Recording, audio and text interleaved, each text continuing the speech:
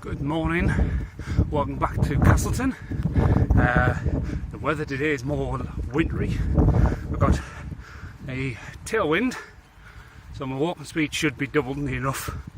But this walk today is the conclusion of the Esk Valley Walk to Whitby, starting here at Castleton Moor, where I finished it last weekend. 21 mile section with a wild camp roughly halfway. Path is just up this hill, so a bit of a hill climb to start, then onto flat and level. Well, I've come out of Bambi Woods, looking back on Castleton, and this is a fantastic opportunity to look back on where I came from last weekend over on there. That's Danby Head ahead here, and up onto the tops of the line in.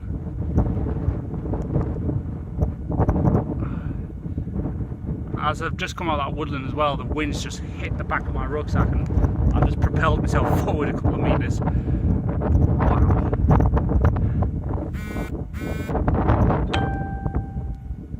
Sorry about that, that's a signal coming in. I mean, the clouds are racing across the sky.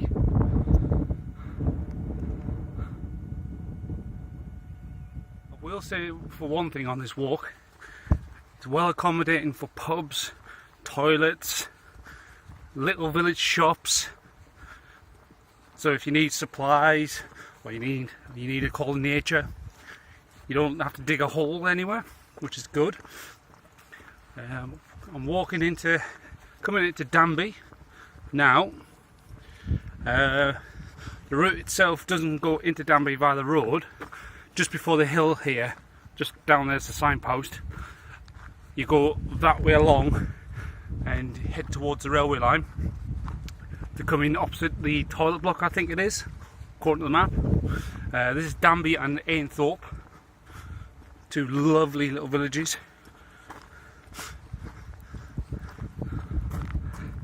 But this weather is, gotta say, is nuts. It's frying me or it's freezing me.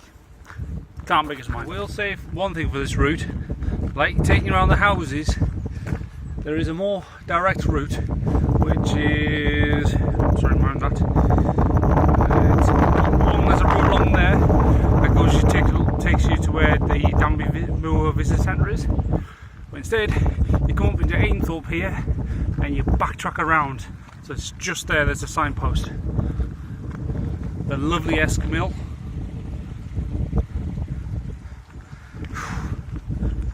This wind is proving fun today. Well, I'm nearly at the top of Danby Moor. I don't know if you can hear me. Sorry about the wind. But, wow, this is what's pushing me along when I get to the top. It's nearly noon.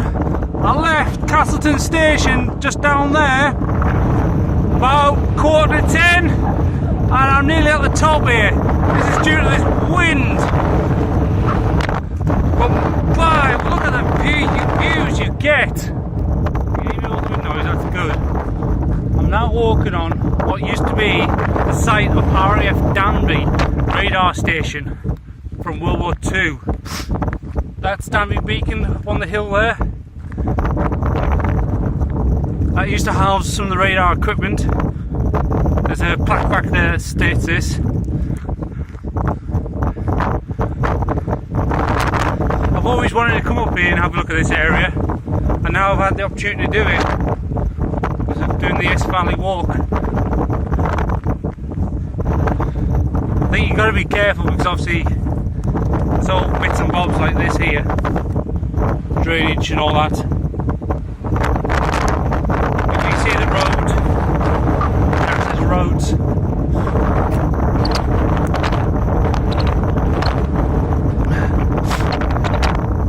So I'm just going to follow the track just here to the right, and that'll lead me back up to the beacon.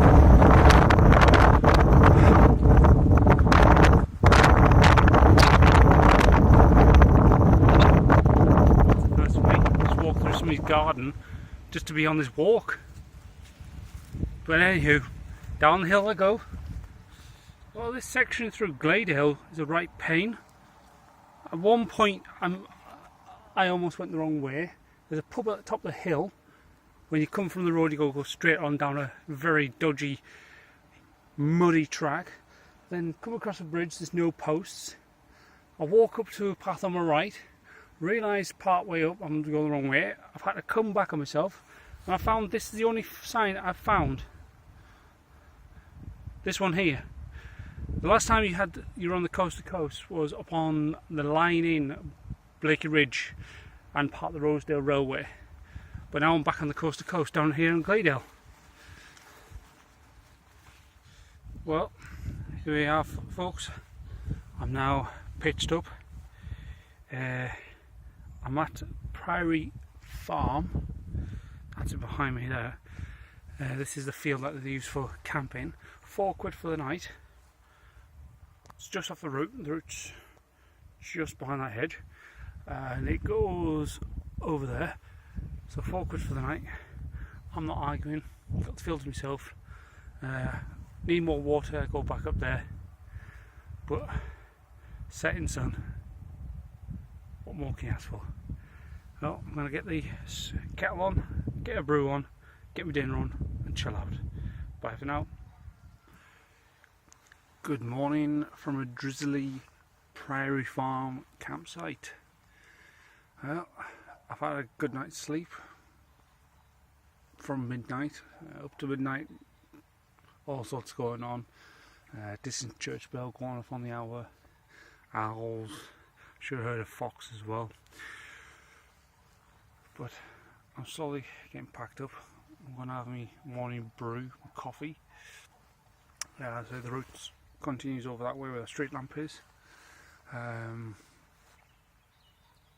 It's about 6, maybe 7 miles I've got to walk, which is not bad. So I'm roughly estimating about 3.5 hours, 4 at tops. So if I set off about, I don't know what time it is, if I set off about, say, between 8:30 and 8 o'clock, I should get there for about between 10:30 and 11 o'clock in Whitby. Last night itself, the stars were out. It was fantastic to see, just to see them. But now it's quite overcast and drizzly. So I'm going to drink my coffee, eat a bit of winter spice loaf, and I'm going to get going. And I'll see you later. This is Hex Wood.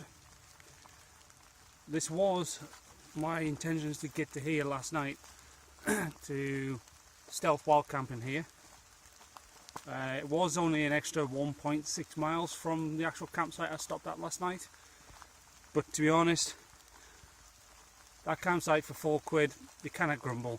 Toilet, kitchen, had a wall socket if you want to charge your phone up, or your battery bank. Couldn't grumble. But look at Hex Wood.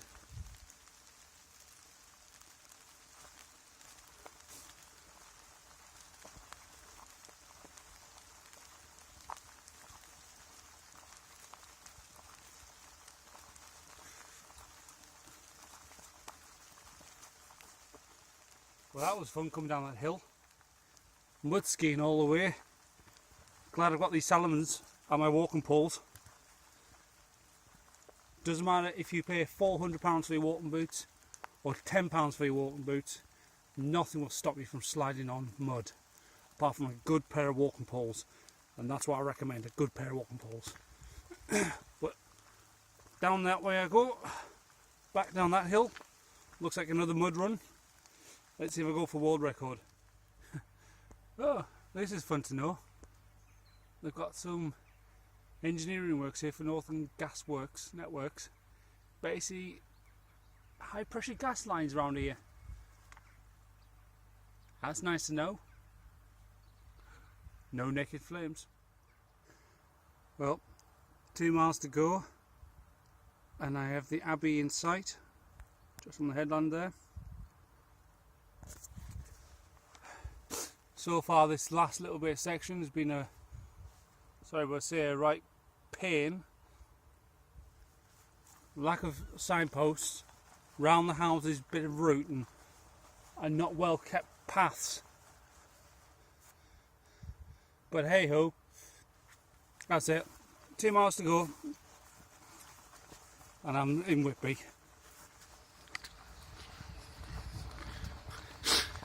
Well, this last section of the Esk Valley Walk is on the opposite side up there. I noticed there's a footpath down here which says Permissive footpath to Whitby alongside the railway line, and this one actually goes past the River Esk, which is on my right here. So I'm going to finish my walk by going down this way.